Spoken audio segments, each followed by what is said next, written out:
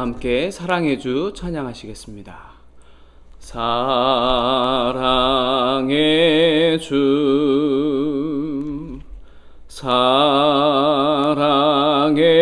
주, 사랑의 주, 나의 하나님. 은혜의 주, 은혜의 주, 은혜의 주, 은혜의 주, 나의 하나님. 다 함께 사도신경을 신앙 고백하심으로 9월 2일 새벽 기도회를 하나님 앞에 올려드립니다. 나는 전능하신 아버지 하나님, 천지의 창조주를 믿습니다. 나는 그의 유일하신 아들 우리 주 예수 그리스도를 믿습니다. 그는 성령으로 잉태되어 동정녀 마리아에게서 나시고 본디오 빌라도에게 고난을 받아 십자가에 못 박혀 죽으시고 장사된 지 사흘 만에 죽은 자 가운데서 다시 살아나셨으며 하늘에 오르시어 전능하신 아버지 하나님 우편에 앉아 계시다가 거기로부터 살아있는 자와 죽은 자를 심판하러 오십니다. 나는 성령을 믿으며 거룩한 공교회와 성도의 교제와 죄를 용서받는 것과 몸의 부활과 영생을 믿습니다. 아멘. 다 함께 찬송가 435장 찬양하십니다.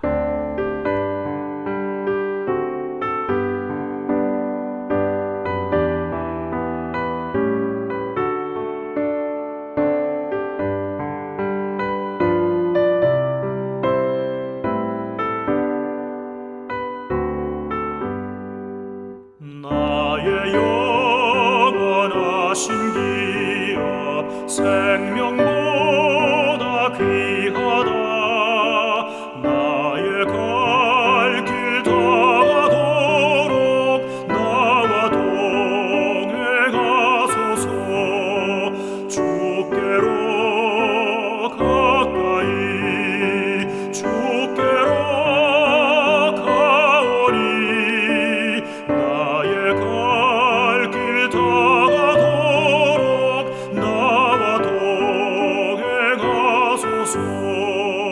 세상 고귀한 이랑과 모든 병에 버리고 험한 길을 가는 동안 나와 동행하소서.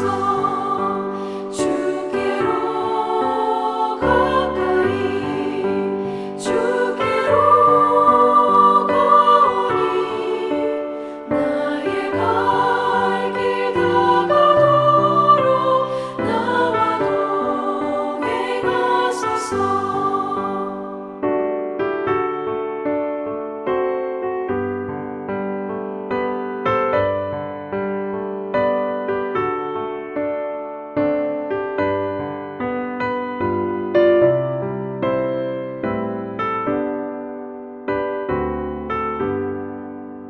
어둠 골짝 지나가며 험한 바다 건너서 천국문에 이르도록 나와 동행하소서. 주께로 가까이 주께로 가오니 나의 갈 길 다가도록 나와 동행하소서.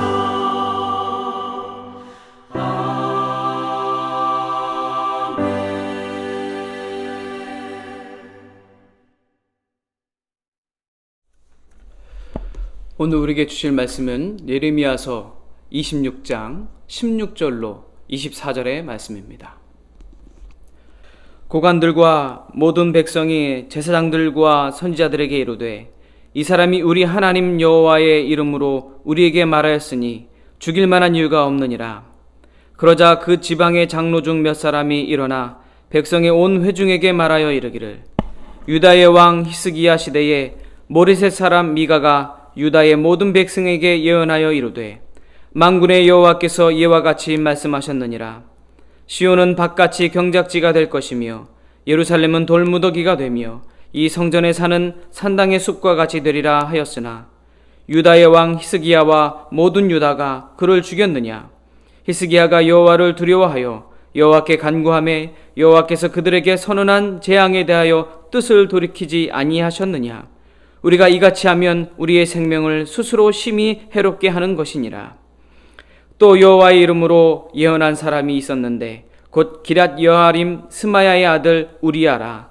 그가 예레미야의 모든 말과 같이 이 성과 이 땅에 경고하여 예언하매 요야김 왕과 그의 모든 용사와 모든 고관이 그의 말을 듣고서 왕이 그를 죽이려 하매 우리야가 그 말을 듣고 두려워 애굽으로 도망하여 간지라. 여호야김 왕이 사람을 애굽으로 보내되 곧 악볼의 아들 엘라단과 몇 사람을 함께 애굽으로 보냈더니 그들이 우리야를 애굽에서 연행하여 여호야김 왕에게로 그를 데려오매 왕이 칼로 그를 죽이고 그의 시체를 평민의 묘지에 던지게 하니라. 사반의 아들 아히감의 손이 예레미야를 도와주어 그를 백성의 손에 내어주지 아니하여 죽이지 못하게 하니라. 아멘. 우리는 요즘 많을 때는 하루에도 수십 건의 재난 문자를 받고 있습니다. 그 목적이야 우리가 좀 안심할 수 있고 또 우리가 조심할 수 있도록 돕기 위한 것이면은 분명하지만 오히려 그 문자들을 받으면 받을수록 불안감이 더 커지는 것 같습니다. 이런 문자는 하루에도 수십 건, 수백, 많이 수천 건을 받는다 해도 우리는 도무지 안심이 되지 않습니다. 그러나 하나님으로부터 주어지는 따뜻한 그 음성 한마디만 주어지게 된다면 우리의 걱정과 염려는 그 순간 사라지고 오히려 평안하게 될 것입니다. 이 새벽 시간 하늘로부터 주어지는 하나님의 음성을 통해서 이 하루가 불안과 염려가 아닌 평안과 행복으로 가득할 수 있기를 주님의 이름으로 간절히 소원합니다. 9월 한 달 동안은 예레미야서 26장부터 39장의 말씀을 우리가 새벽마다 묵상하게 될 것입니다. 예레미야는 유다 왕국이 멸망한 주전 587년까지 수십 년간 선지자로 활동했던 인물입니다. 일반적으로 나라가 멸망하기 전에는 정세가 불안하게 되는데 오늘의 본문에서도 갈팡질팡하는 정치와 종교와 일반 대중의 모습을 우리가 찾아볼 수 있습니다. 1절 이하의 말씀을 보면 예레미야가 하나님의 명령에 순종하여 성전과 예루살렘 성이 심판받게 될 것을 예언하고 있습니다. 그러나 악한 길에서 돌이키기만 하면 재앙을 면하게 하시겠다라고 하시는 그 하나님의 약속의 말씀도 동시에 주어집니다. 그런데 이 예언의 말씀을 들은 거짓 선지자들과 제사장들은 하나님의 성전과 하나님의 도성이 멸망할 것이라고 하는 그 예레미야의 예언이 한마디로 신성모독이다. 어떻게 하나님이 계신 이 성전이 무너질 수 있느냐? 다시 말해 그것은 거짓 예언이기 때문에 그 예레미야를 죽여야 된다. 그렇게 주장합니다. 이에 예레미야는 자신을 보내셔서 오늘 그렇게 선포하게 하신 분이 바로 하나님이시고 하나님의 뜻은 유다가 회개함으로 하나님께서 선포하신 그 재앙을 돌이키길 원하신다라는 것이 하나님의 뜻이다. 그렇게 이야기합니다. 그러면서 자기를 죽이든 살리든 자기는 상관하지 않겠다. 그러나 무죄한 피를 흘리게 한 것에 대한 책임은 반드시 지게 될 것이다 라고 스스로를 변론합니다. 이 변론을 들은 고관들과 백성들 안에서 예레미야는 하나님의 이름으로 예언한 것이기 때문에 죽여서는 안 된다라고 하는 기류가 생겨나게 됩니다. 분위기가 반전이 되기 시작하는 겁니다. 그리고 그 무리들 중에 지방의 장로 몇 사람이 두 가지의 사례를 이야기합니다. 그 첫 번째 이야기는 100여 년 전인 그 히스기야 왕 때에 예루살렘의 멸망을 예언했던 미가 선지자의 경고를 듣고서 히스기야 왕과 그 유다 백성들이 하나님 앞에 회개함으로 하나님이 선언하셨던 그 재앙을 돌이켰던 그 이야기, 그 오래전 이야기를 이야기합니다. 또 다른 한 가지 이야기는 지금과 같은 그 여호야김 왕 때의 일이었는데 우리야라고 하는 선지자가 예레미야와 같은 내용의 근거성 예언을 하게 됩니다. 그런데 그 여호야김 왕은 앞전 100여 년 전에 히스기야 왕과 같이 반응하지 아니하고 오늘 제사장들과 거짓 선지자들처럼 우리야 선지자를 죽여야 된다라고 생각했습니다. 이에 우리야는 애굽으로 도망가게 됐는데 여호야김 왕은 우리야를 결국에는 연행해서 데려오게 합니다. 그리고 죽입니다. 그리고 가족묘가 아니라 평민의 묘, 다시 말해 공동묘지에 그 시체를 그냥 내던져 버리게 하는 그런 수치까지 당하게 합니다. 동일한 예언에 대해 상반된 반응을 보였던 이 히스기야 왕과 여호야김 왕의 사례를 들어서 장로들은 히스기야 왕 때처럼 회개해야 하고 그렇게 하나님 말씀을 온전하게 예언한 선지자를 선대해야 한다라고 오늘 주장하고 있는 것입니다. 그런 상황 속에서, 그런 긴장감 속에서 왕궁 관리였던 아히감이라는 사람이 예레미야를 그 상황 속에서 몰래 구출해내는 그 생사의 위기 가운데 구출하는 상황이 오늘의 본문의 내용입니다. 새벽부터 낯선 이스라엘 역사 이야기와 또 복잡한 고대 이스라엘의 사람들 이름을 복잡하게 나열하는 것을 통해서 그나마 잠이 좀 깰만 했는데 다시 졸릴지 모르겠습니다. 그러나 이런 일련의 상황들을 우리가 상상을 해보면, 상황을 되짚어보면 그때 그 팽팽한 긴장감을 우리가 느낄 수가 있습니다. 하나님의 말씀을 목숨 걸고 예언한 그 예레미야를 그 사이에 두고 성전을 모독했으니까 예레미야를 죽여야 된다라고 하는 제사장을 비롯한 선지자 그룹과 그를 죽여서는 안 된다라고 하는 고관들, 백성들, 그리고 지방의 장로 그룹들이 나눠져 있었던 것입니다. 그런데 이 상황을 자세히 보면 한 사람의 생명을 죽일지 살릴지에 대해 열띤 토론과 자기 주장이 난무하는 것처럼 보이지만 결국 그 중심은 그동안 주어졌던 하나님의 말씀 앞에서 어떻게 반응하는 것이 옳은 것이고 또 어떻게 순종해야 하는지가 바로 오늘의 말씀의 핵심이라고 할 수 있습니다. 예레미야를 죽여야 한다고 주장하는 제사장과 거짓 선지자들은 하나님의 말씀과 그 뜻을 분별하기보다는 자신들의 기득권을 지키는 데만 급급한 나머지 하나님의 뜻을 그냥 무시하고 거역했던 겁니다. 그런 그들을 통해 우리가 배우는 것은 신앙의 연륜이나 직분이 하나님을 기쁘시게 하는 삶, 그것을 저절로 보장하지 않는다라는 것이죠. 오직 하나님의 말씀을 마음에 두고 그 말씀에 순종하는 사람만이 하나님을 기쁘시게 할 수 있게 되는 겁니다. 그러나 다른 고관들과 백성들, 특히 장로들의 생각 속에는 하나님께서 예언자들을 통해 그 시대에 필요한 말씀을 주신다라는 사실을 믿고 있었던 겁니다. 그런 믿음이 있었기에 과거 미가 선지자 예언과 우리야 선지자 예언의 그 말씀들이 그들 마음속에 맺혀져 있었던 것이지요. 그리고 그 사건들을 떠올리며 그때 주셨던 그 예언의 말씀들을 교훈하는 것을 통해서 지금 자신들이 나아가야 할 길들을 모색하고 있었던 것입니다. 이런 사람들을 가리켜 말씀에 각성한 사람이라고 부릅니다. 하나님 주신 말씀에 늘 깨어 있어서 어떤 상황이 생겼을 때에 주신 말씀의 눈으로 상황을 분별하고 결국 하나님 편에 서서 의롭게 행동하는 사람이 바로 말씀에 각성한 사람인 것입니다. 시대를 분별하는 것도 마찬가지입니다. 말씀에 깨어있는 각성한 사람, 즉 말씀을 늘 마음에 간직하고 말씀에 비추어 판단하는 사람이 지금 내가 처한 현실과 그 시대를 하나님의 눈으로 분별할 수 있게 된다는 것이지요. 사랑하는 한소의 성도 여러분, 말씀으로 깨어나시기 바랍니다. 지금의 이 시대는 어제 담임 목사님께서 초하루 특별 새벽 기도 때 말씀하신 것처럼 뉴 노멀의 시대입니다. 다시 말해 새로운 기준이 세워지는 시대가 되어졌다는 거지요. 어쩔 수 없이 새로운 기준이 생겨날 때 우리는 말씀에 근거한 믿음의 새 기준을 세워야만 합니다. 믿음 없는 자들이 세운 새 기준에 우리의 신앙과 우리의 교회를 맞출 수는 없는 것이지요. 그럴 때일수록 더 그동안 우리에게 주셨던 그 말씀들, 그 말씀으로 깨어서 각성하여서 그 말씀의 기준으로 시대를 분별해야 할 때인 줄 믿습니다.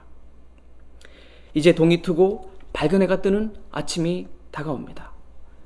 새로운 태양이 떠오르는 오늘 하루, 몸만 깨어난다고 깨어있는 것이 아니지요. 우리 믿음의 사람들은 말씀으로 각성하여 영이 깨어있어야만 할 줄 믿습니다. 다시 말해 주신 말씀을 마음에 간직하고 그 말씀들을 떠올리며 입술과 행위에 적용하는 오늘 하루가 되어야 한다는 것이지요. 그렇게 하나님이 사용하시는 사람은 하나님의 말씀을 당대에 적용하는 사람입니다. 저와 여러분이 오늘 하나님이 그렇게 사용하시는 사람이 되어야 하지 않을까요? 그렇다면 매 주일 예배를 비롯해서 예배 시간마다 우리에게 주시는 말씀으로 깨어나는 저와 여러분이 되어야 할 줄 믿습니다. 그러면 무엇이 옳고 무엇이 그른 것인지 분별이 되고 또 말씀에 순종하여 하나님 편에 서게 되는 겁니다. 그렇게 하나님의 뜻을 온전히 잘 분별하고 깨달아서 하나님의 뜻을 성취해드리는 오늘 하루가 되시기를 간절히 소원합니다. 사랑하는 성도 여러분, 오늘 지금 말씀으로 깨어나시기 바랍니다. 기도하겠습니다. 사랑하시는 아버지 하나님, 새로운 하루를 허락해 주셔서 감사드립니다. 오늘 하루도 많은 사건 사고들이 있을 텐데 그때마다 벌어지는 상황들 속에서 당황하거나 염려하기보다는 하나님 주신 말씀 한마디를 떠올리며 깨어있을 수 있도록 하나님 인도하여 주시옵소서. 그래서 말씀의 눈으로 분별하고 행함으로 늘 하나님 편에 서 있을 수 있게 하나님 도와주시옵소서. 그렇게만 될 수 있다면 하나님께서 주시는 감사와 평안의 마음도 빼앗기지 않게 될 줄 믿습니다. 특별히 계속되는 감염증의 공포 속에서도 우리의 몸과 마음과 또 가정과 그리고 교회를 하나님 지켜주시옵소서. 이 재난과 같은 시기에 서로 다른 생각들로 우리가 분열되지 않게 하여 주시고 우리 믿는 자들부터 말씀으로 각성하여 하나 되게 하여 주시옵소서. 뿐만 아니라 건강과 물질의 문제로 어려움을 당하는 우리 한세 성도들이 있습니까? 하나님 그 가정도 하나님의 특별한 위로와 회복을 허락하여 주시옵소서. 말씀이 육신이 되어 우리에게 찾아와 주신 우리 구주 예수 그리스도의 이름으로 간절히 기도드렸사옵나이다. 아멘. 이 시간은 우리가 개인이 기도하는 시간입니다.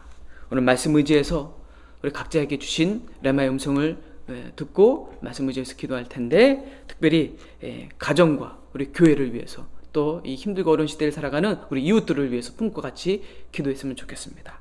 또 나라 민족을 위해서도 같이 기도하시고 그렇게 말씀 의지해서 깨어서 각성하여 기도할 때에 그 간절한 기도 우리 하나님께서 반드시 응답해 주시리라 믿습니다. 우리 다 함께 말씀 의지해서 기도하겠습니다. 기도합니다.